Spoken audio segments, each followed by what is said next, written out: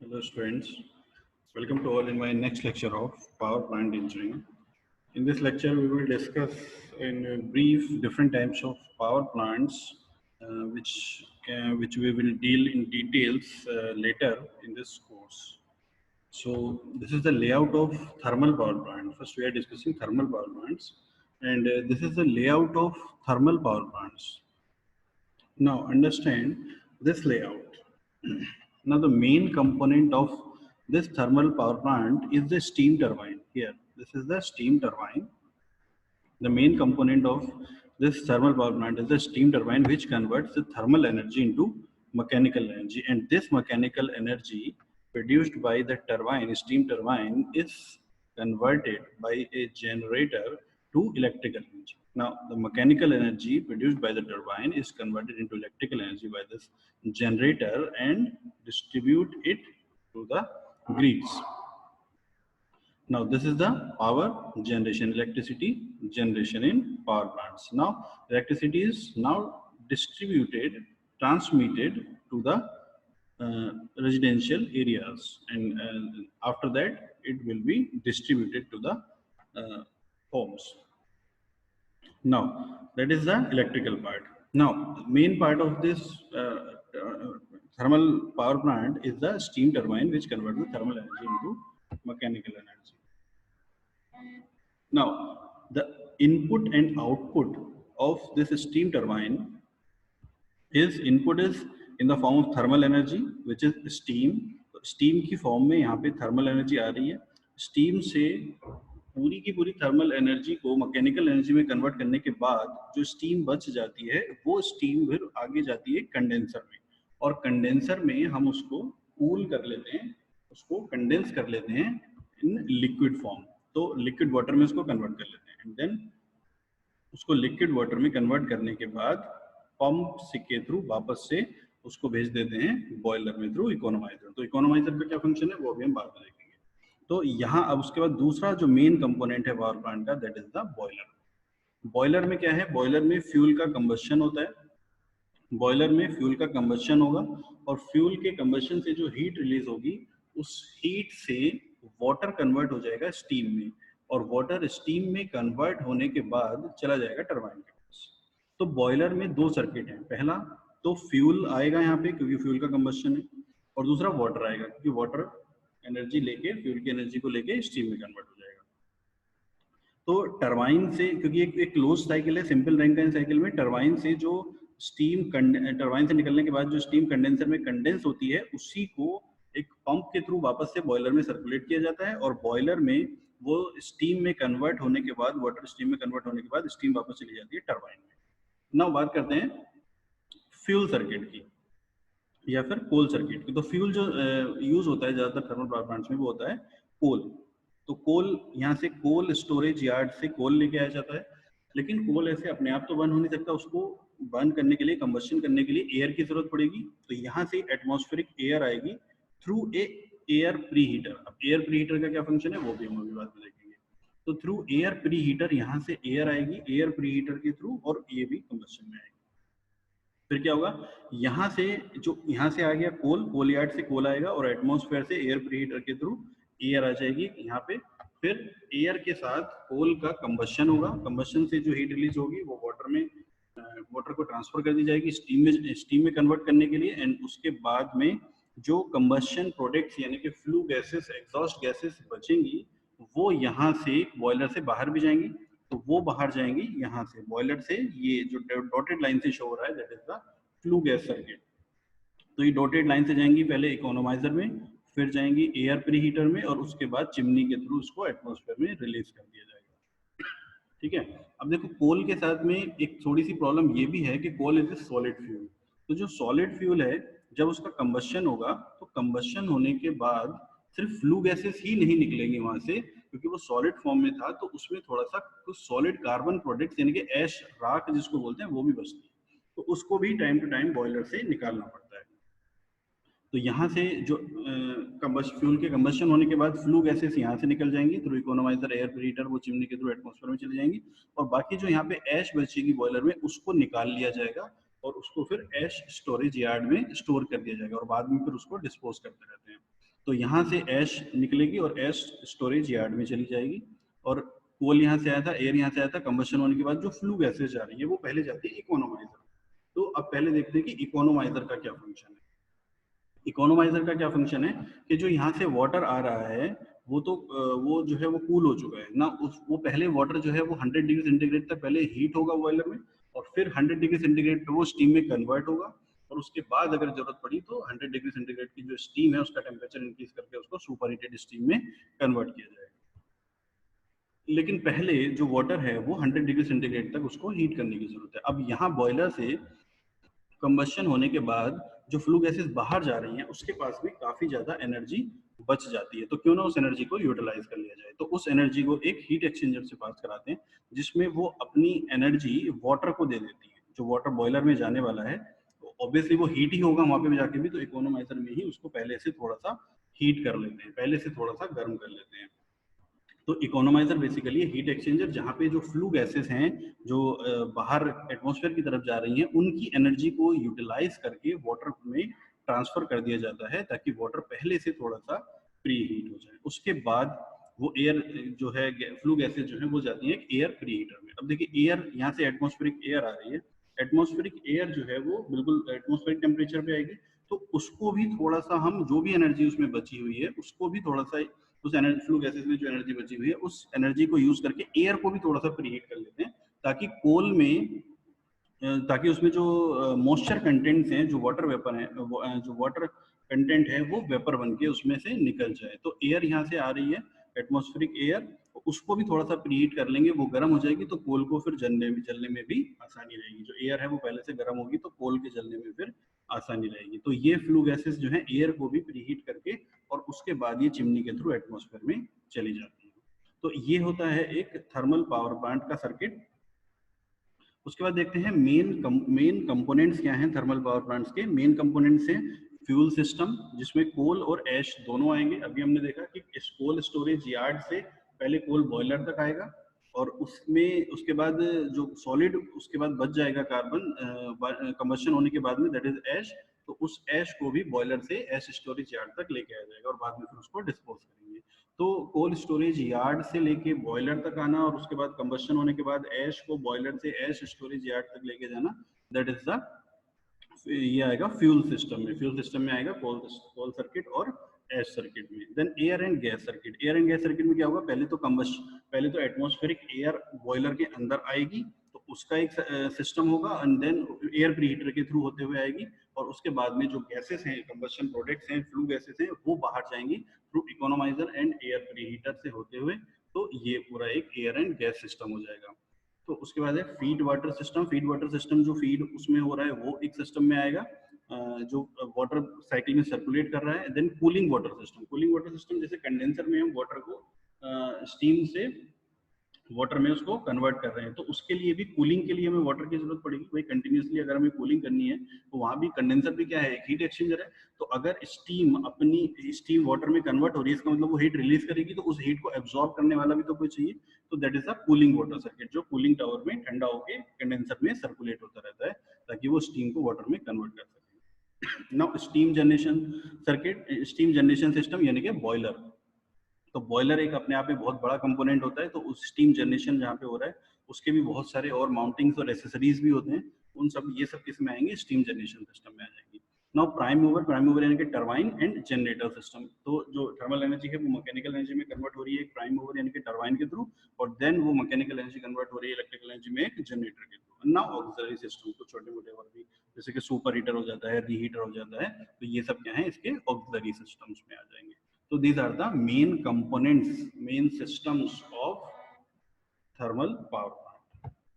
Now what are the advantages and disadvantages of thermal power plant? तो thermal power plant के advantages क्या हैं? Less capital cost. Capital मतलब जो initially जब हम प्लांट को सेटअप करते हैं उसमें जो कॉस्ट आती है तो वो बहुत ज्यादा नहीं आती है थर्मल पावर प्लांट में as compare to hydraulic power plant.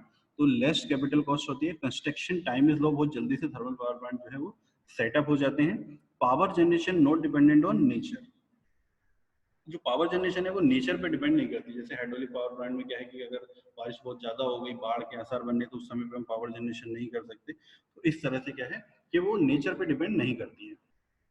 Now power plant can be located near industrial areas, so transmission cost will be less. देखिए अब इलेक्ट्रिकल एनर्जी जो है वो ट्रांसमिट इजीली तो हो जाती है, लेकिन फिर भी कॉस्ट तो उसमें इन्वॉल्व होती है। हाई वोल्टेज वायर्स जो है वो हमें कंस्ट्रक्ट करने पड़ते हैं थ्रू इलेक्ट्रिसिटी ट्रांसमिशन के लिए। तो थर्मल पावर प्लांट में ये भी बहुत अच्छी फायदे की बात होती है कि थर्मल पावर प्लांट को जहाँ पे हमें इलेक्ट्रिसिटी का यूज करना है बिल्कुल वहीं पे हम थर्मल पावर प्लांट को सेटअप कर सकते हैं। तो सबसे बहुत ज्यादा जो मतलब इलेक्ट्रिसिटी का यूज होता है वो इंडस्ट्रीज में होता है। तो जहाँ पे इंडस्ट्रियल एरियाज हैं, जहाँ पे हैवी कंजम्पशन की जरूरत है इलेक्ट्रिसिटी की, वहीं पे हम पावर प्लांट को सेटअप कर सकते हैं। ये इसका बहुत बड़ा एडवांटेज होता है। डिसएडवांटेजेस क्या है इसके? Power generation cost is high, क्योंकि कोल के ट्रांसपोर्ट में बहुत ज्यादा, कोल जो है वो माइन से पूरा ट्रांसपोर्ट होके थर्मल पावर प्लांट तक लेके आया जाता है। और कोल वैसे भी जो फ्यूल है वो बहुत ज्यादा सस्ता फ्यूल नहीं है, और इसके जो रन बहुत बड़ा जो है वो पावर प्लांट की यूनिट होती है, इसलिए पावर जनरेशन कॉस्ट जो है इसकी बहुत ज्यादा होती है। पार्ट लोड एफिशिएंसी लेस होती है। पार्ट लोड एफिशिएंसी मतलब अगर हम पार्ट लोड पे इसको चलाते हैं तो उसकी एफिशिएंसी बहुत कम होती है। Fuel transportation and handling is difficult. Fuel transportation, क्योंकि देखो सॉलिड फ्यूल है तो उसको भर के बाहर ट्रकों में भर भर के उसको थर्मल पावर प्लांट तक पहुंचाया जाता है, और उसके बाद थर्मल पावर प्लांट में भी उसकी हैंडलिंग, जैसे कि उसको ट्रकों से अनलोड करने के बाद में फिर पहले कोल्ड स्टोरेज यार्ड तक आता है, फिर कोल्ड स्टोरेज यार्ड से फिर उसको बॉयलर तक लेके जाते हैं। तो हैंडलिंग इज ऑल्सो डिफिकल्ट। ना पॉल्यूशन, तो आपको पता ही कि पॉल्यूशन की प्रॉब्लम होती है यहाँ पे, अगर कोल बर्न होगा तो कार्बन इमिशन होगा, पॉल्यूशन की प्रॉब्लम रहेगी। एश हैंडलिंग इज ऑल्सो डिफिकल्ट होती है, क्योंकि कोल जो है वो ऐसा नहीं है कि पेट्रोल डीजल की तरह जो है वो बर्न होने के बाद में पूरे का पूरा फ्लू गैसेस के थ्रू, एग्जॉस्ट गैसेस के थ्रू एटमॉस्फेयर में चला जाए। उसमें क्या है कि ऐश जो राख है वो भी बनती रहती है, तो उसको अलग से बॉयलर से निकाल के ऐसे स्टोरेज यार्ड तक लेके जाना, फिर उसको डिस्पोज करना, ये अलग से प्रॉब्लम होती है थर्मल पावर प्लांट। उसके बाद देखते हैं diesel engine power plant. Diesel engine power plant में क्या होता है? डीजल इंजन पावर प्लांट का ये लेआउट है। तो इसमें जो सबसे मेन कंपोनेंट होता है डीजल इंजन पावर प्लांट का, वो होता है आपका इंजन। एक मल्टी सिलेंडर डीजल इंजन, ये होता है एक मल्टी सिलेंडर डीजल इंजन। अब डीजल इंजन में बर्न होने के लिए क्या क्या चीजें चाहिए? फ्यूल और ऑक्सीजन। तो यहाँ पे एक फ्यूल स्टोरेज यार्ड होता है, फ्यूल स्टोरेज टैंक होता है बहुत बड़ा, जहाँ पे बहुत बड़े बड़े स्टोरेज में डीजल को स्टोर करके रखते हैं। उससे फिर फिल्टर होने के बाद पंप के थ्रू एक डे टैंक होता है, एक छोटा टैंक जहाँ से पूरे दिन की यहाँ पे सप्लाई होती है। तो एक डे टैंक होता है, उसमें लेके आ जाता है। फिर डे टैंक से जो फ्यूल है वो एक दूसरे फिल्टर के थ्रू होता हुआ एक दूसरे पंप से इंजन के अंदर भेज दिया जाता है। तो यहाँ से ये पूरा फ्यूल सर्किट हो गया इसका। नाउ एयर जो है वो एयर फिल्टर के थ्रू डीजल इंजन में आती रहती है, और एक एयर कंप्रेसर और लगा होता है स्टार्टिंग एयर, ये जो कंप्रेस्ड एयर से इस इंजन को स्टार्ट किया जाता है। तो ये एक एयर कंप्रेसर पहले एयर को कंप्रेस करेगा, और फिर उस कंप्रेस्ड एयर की हेल्प से इस इंजन को स्टार्ट करेगा, क्योंकि बहुत बड़ा डीजल इंजन होता है, उसको बैटरी वगैरह से स्टार्ट करना पॉसिबल नहीं होता है। तो एयर कंप्रेसर एयर की एनर्जी को, कंप्रेस्ड एयर की एनर्जी को यूज करके हम उसको स्टार्ट करते हैं। एयर फिल्टर से एयर आ जाएगी और डीजल इंजन उससे रन हो जाएगा। डीजल इंजन के साथ एक जनरेटर कनेक्ट होगा, और जनरेटर से इलेक्ट्रिसिटी में उसको कन्वर्ट कर लिया जाएगा, और जो एग्जॉस्ट गैसेस है वो साइलेंसर के थ्रू बाहर निकल जाएंगे। वैसे तो ये जो है वो सुपर चार्ज या टर्बो चार्ज जनरली होता है, तो एग्जॉस्ट गैसेस ऐसे बाहर डायरेक्टली नहीं जाती हैं, उसको भी हम यहाँ से एयर को कंप्रेस करने में यूज कर लेते हैं, इस वाली एयर को। ठीक है, उसके बाद क्या होता है कि ये वाला जो सर्किट है, उसके बाद क्योंकि हैवी डीजल इंजन है तो हैवी लुब्रिकेशन और कूलिंग की जरूरत यहाँ पे पड़ती है। तो ये लुब्रिकेटिंग ऑयल है, लुब्रिकेटिंग ऑयल यहाँ पे सर्कुलेट होगा, इंजन से बाहर निकल के लुब्रिकेटिंग टैंक में आएगा, टैंक के थ्रू फिर पंप से होता हुआ, फिर क्योंकि लुब्रिकेटिंग ऑयल भी हीट हो जाएगा, तो लुब्रिकेटिंग ऑयल को भी एक हीट एक्सचेंजर से, यानी कि जो ऑयल जो कूलेंट है वो इंजन के अंदर जा रहा है, वो पहले लुब्रिकेंट को थोड़ा सा कूल करेगा, उसके बाद इंजन को कूल करेगा। तो यहाँ से लुब्रिकेटिंग ऑयल भी एक ऑयल कूलर के थ्रू पास होता है, उसके बाद में इंजन में सर्कुलेट हो जाता है ना। उसके बाद में जो कूलेंट है वो यहाँ से जो जैकेट्स होती हैं उसकी, वाटर जैकेट्स होती हैं, उसके थ्रू पंप के थ्रू यहाँ से आएगा, और एक हीट एक्सचेंजर से फिर ये कूल होने के बाद में वापस इंजन में चले जाएगा। अब देखो ये जो कूलेंट है इसको कूल हो रहा है, तो यहाँ पे भी एक हीट एक्सचेंजर की जरूरत पड़ेगी, कूलिंग टावर होंगे इसमें भी, और ये बिल्कुल थर्मल पावर प्लांट की तरह कूलिंग टावर्स होंगे, और जो वाटर यहाँ पे इंजन को कूल करने के लिए जा रहा है उसको कूल करने के लिए एक हीट एक्सचेंजर यहाँ पे लगा हुआ है, जो कि कूलिंग टावर्स के थ्रू यहाँ पे धीरे धीरे कूल होता रहता है। तो ये है layout of diesel engine power plant. इसके मेन सिस्टम्स क्या है? पावर जनरेशन सिस्टम मेन तो उसका सबसे ज्यादा heavy multi cylinder diesel engine ही है। तो मल्टी सिलेंडर डीजल इंजन का सबसे मेन कंपोनेंट है। एयर सप्लाई सिस्टम अभी देखा कि उसमें एयर की जरूरत पड़ेगी, तो एयर सप्लाई सिस्टम होगा। एग्जॉस्ट सिस्टम बाहर साइलेंसर में चला जाएगा, जो एटमोस्फेयर में जो एग्जॉस्ट जाएगा। फ्यूल सप्लाई सिस्टम में देखा अभी हमने, टैंक उसमें। कूलिंग सिस्टम एक तो कूलेंट जो इंजन को कूल कर रहा है, और फिर कूलेंट को कूल करने के लिए आपका कूलिंग वाटर होता है। देन लुब्रिकेटिंग सिस्टम, लुब्रिकेशन की बहुत ज्यादा यहाँ पे रिक्वायरमेंट होती है।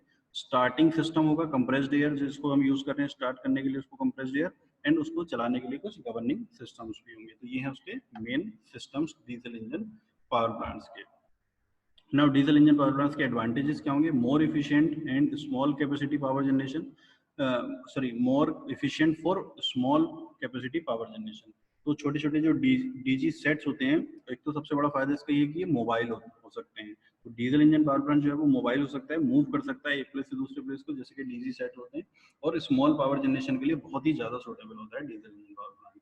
Now layout, design, construction easier and less expensive होती है। क्विकली स्टार्टअप हो जाता है, ब्रॉट इनटू सर्विस, एकदम से बस स्टार्ट करो और तुरंत से सर्विस में आ जाता है।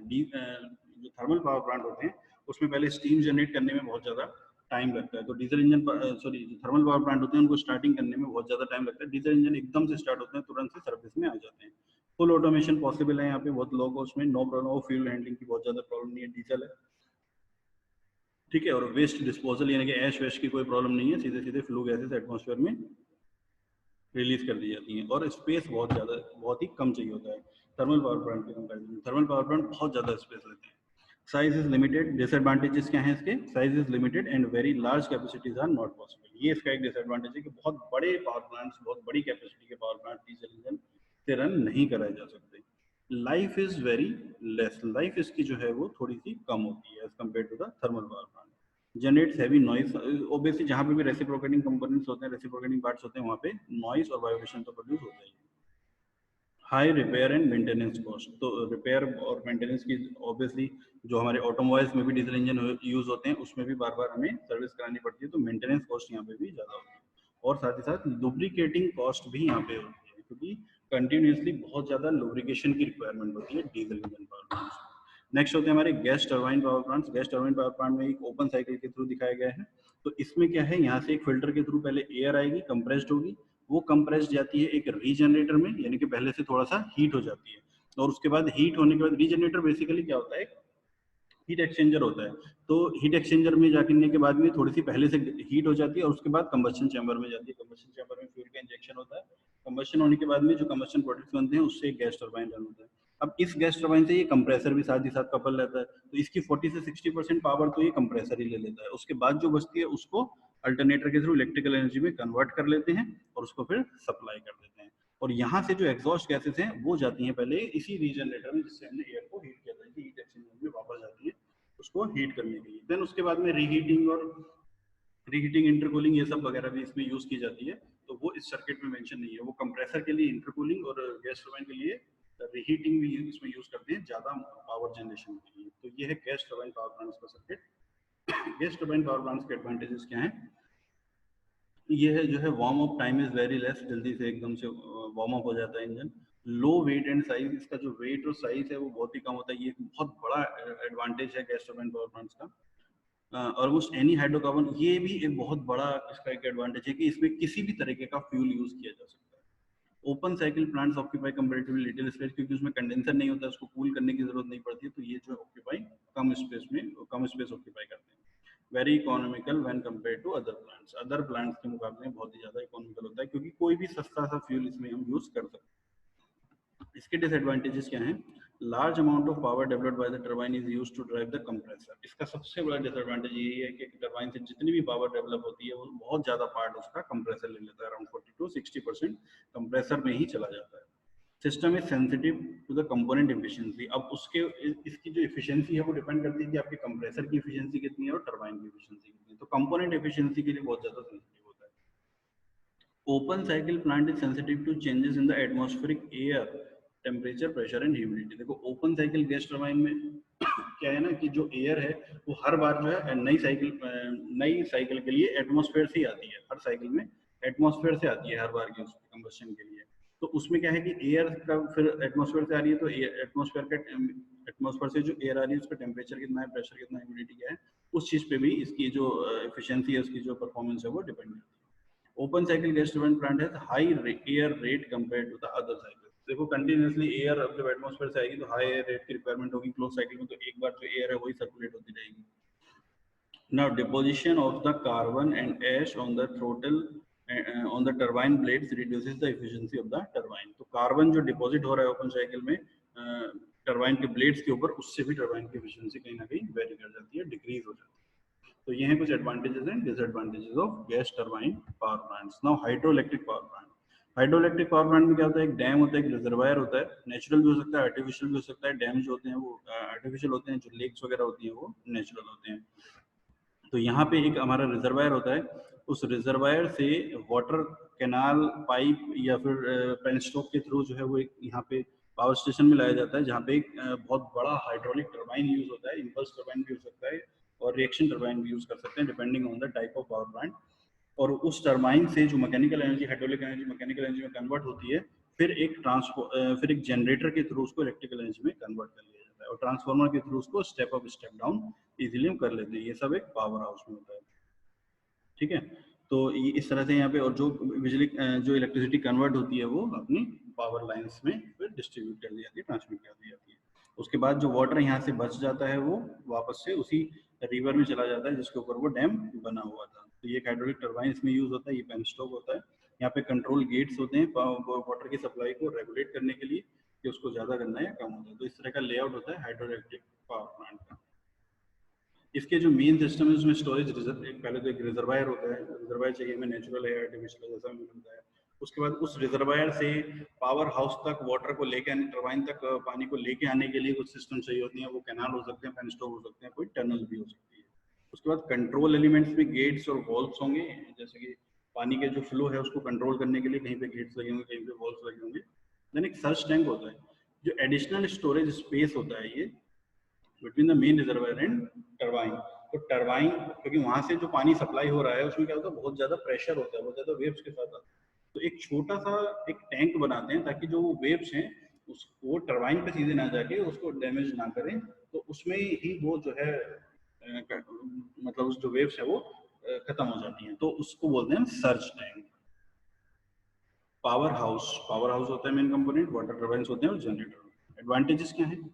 Operating cost is very low. Operating cost तो ऑलमोस्ट होती ही नहीं है इसमें, क्योंकि वाटर फ्री अवेलेबल है, पानी आ रहा है वहां से, तो ऑपरेटिंग कॉस्ट खर्चा कुछ नहीं है, कोई फ्यूल यूज नहीं हो रहा, ठीक है। लो मेंटेनेंस कॉस्ट, मेंटेनेंस भी बहुत ज्यादा नहीं है, चलता रहता है generally.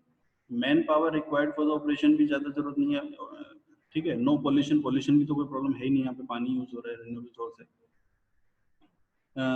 Rapid fluctuating loads can be served economically. जो फ्लक्चुएटिंग लोड्स हैं वो बहुत ही जल्दी से इकोनॉमिकली जो है वो सर्व किए जा सकते हैं।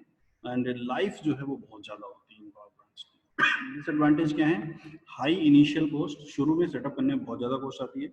Power generation not study and reliable, power generation जो है वो स्टडी नहीं होता है इसमें। लॉन्ग डिस्टेंस ट्रांसमिशन रिक्वायर्ड, क्योंकि इसकी जो लोकेशन है वो कहीं ना कहीं पानी की जहाँ पे अवेलेबिलिटी होगी वहीं पे ही हम इसको लगा सकते हैं। अब उसके बाद जहाँ पे हमें इलेक्ट्रिसिटी को यूज करना है वहां तक ले जाने के लिए ट्रांसमिशन कॉस्ट फिर बहुत ज्यादा हो जाती है। कॉस्ट ऑफ पावर ट्रांसमिशन जो है वो हाई है। Long time needed for planning and direction. क्या है कि पावर प्लांट को सेटअप करने में लगभग 10-10 साल लगते हैं। तो पहले से हमें प्लानिंग करनी पड़ती है कि यहाँ पे हमें हाइड्रो इलेक्ट्रिक पावर प्लांट लगाना है, ऐसे नहीं कि आज मन में आया और हमने यहाँ पे पावर प्लांट लगाया। तो ये सब कुछ एडवांटेज और डिसएडवांटेज है हाइड्रो इलेक्ट्रिक पावर प्लांट्स के। Non nuclear power plants. Nuclear power plants क्या होता है, जैसे मैंने बताया भी था कि न्यूक्लियर पावर प्लांट भी रैंकाइन साइकिल पे ही बेस्ड होता है। इसमें डिफरेंस क्या होता है कि जो स्टीम है, स्टीम जनरेट करने के लिए यहाँ पे बॉयलर नहीं होता है, उसके लिए एक रिएक्टर होता है। रिएक्टर में न्यूक्लियर फ्यूल होता है, न्यूक्लियर फ्यूल से जो एनर्जी रिलीज होती है वो एनर्जी से हम एक वो एनर्जी को हम एक मीडियम के थ्रू हीट एक्सचेंजर तक लेके जाते हैं, और इस हीट एक्सचेंजर में इस वाटर से स्टीम में कन्वर्ट करते हैं। एंड देन उसके बाद बिल्कुल Rankine cycle thermal power plant की तरह सेम है, टरबाइन होगा, उसके बाद कंडेंसर होगा और एक पंप के थ्रू इस हीट एक्सचेंजर से सर्कुलेट करते हैं। अब ये जो एक कूलेंट है, कूलेंट भी बोल सकते हैं इसको, और जो दूसरा फ्लूइड है ये कुछ भी हो सकता है, या तो हम इसको भी वाटर यूज कर सकते हैं या कोई दूसरा गैसेस कुछ यूज कर सकते हैं या लिक्विड मेटल भी यूज कर सकते हैं। तो ये है layout of nuclear power plant. Nuclear power plant के एडवांटेजेस क्या होते हैं? More economical compare to thermal power plants. Economical क्योंकि फ्यूल की बहुत ज़्यादा जरूरत नहीं पड़ती है। 1 किलो अगर हमें फ्यूल, 1 kg फ्यूल बहुत टाइम तक रन हो सकता है। No problem of fuel transportation की कोई दिक्कत नहीं है। मैन पावर की ज़्यादा रिक्वायरमेंट नहीं है। कॉस्ट ऑफ ऑपरेशन बहुत सस्ता है। लेस स्पेस ऑक्यूपाइड करता है ये as compare to the thermal power plant.